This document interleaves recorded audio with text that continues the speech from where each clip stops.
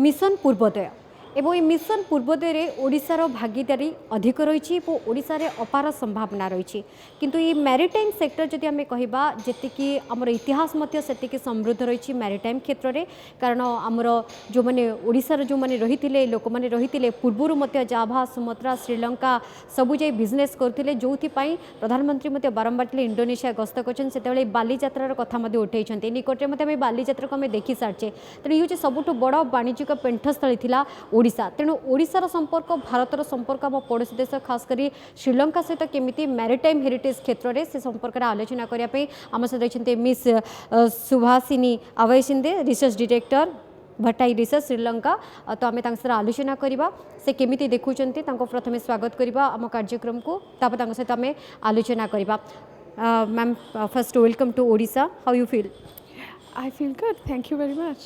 This is the first visit to Odisha? Yes, it is, and I find it very beautiful.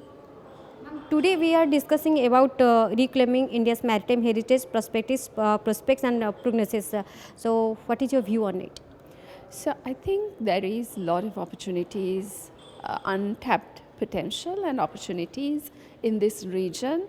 However, we need to also understand today we are living in a very tense geopolitical context, and within this context the danger we need to avoid is being pulled into the power play between global players that is unfolding within this region, and trying to understand for us as a collective community the focus should be on prosperity, and the unnecessary over focus on security.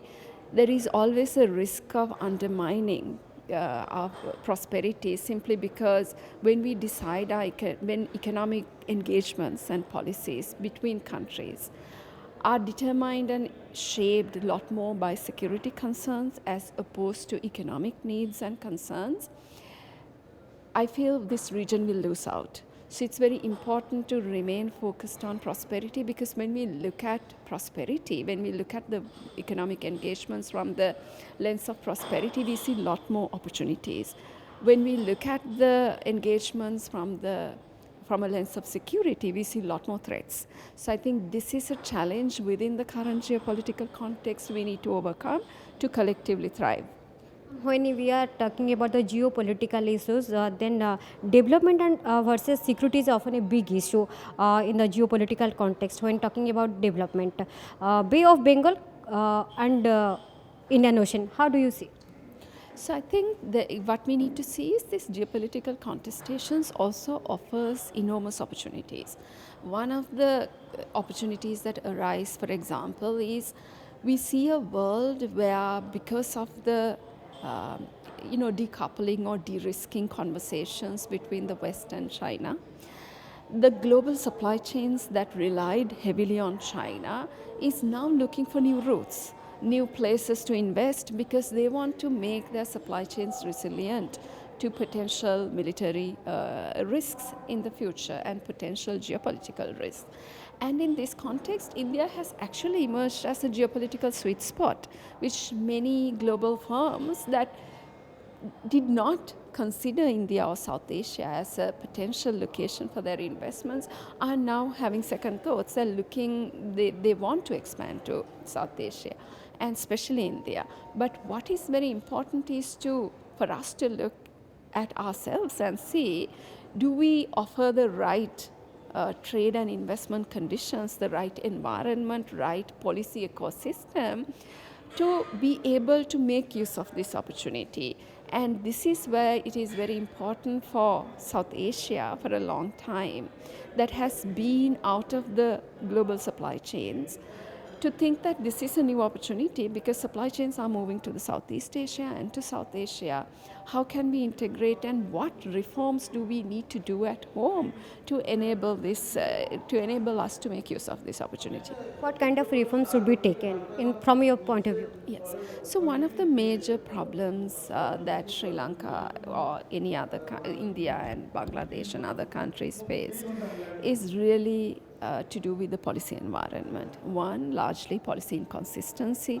We have a significant problem with policy inconsistency. Secondly, we also have a problem of not wanting to open up to the world. So our region is still tend to be a lot more protectionist than other regions, and when it both for foreign investments and also when engaging in international trade. So we need to see the world more as an opportunity, and see opening up to the world will actually enable us to grow better. India itself is a large internal market, true, but I think the region will really benefit more by being able to integrate with the rest of the world. Ma'am, if we see the present scenario, especially Bangladesh and Sri Lanka, what's going on Bangladesh, we see it, what's going on Sri Lanka in past days, we also see it. Sri Lanka is suffering from economy point of view, and Bangladesh there is a more politicized, especially America's interference is there. So from point of that, in South Asia, what is the role of pre-existence significance? So I think one of the reasons why external parties or external players can really come into this region or have their way is largely because of internal weaknesses within our own countries, both political and economic. So we need to really be able to address these internal weaknesses for us to shield ourselves, right? Because when we are weak internally, it is very easy for any other external party to further their interests within our region.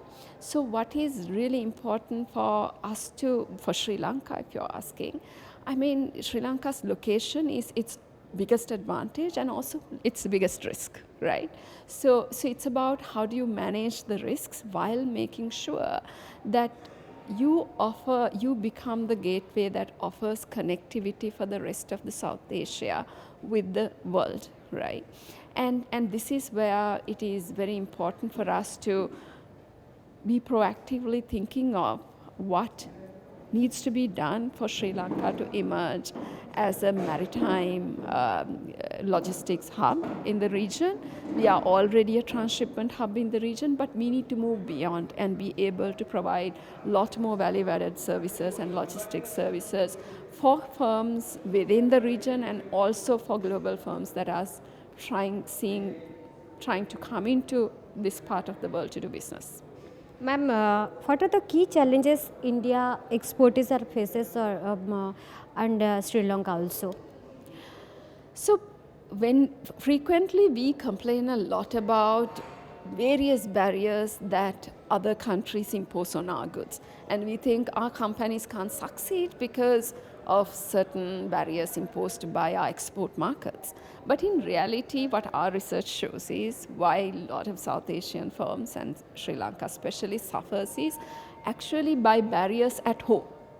This is high levels of red tape, high levels of policy inconsistency, very low level of automation,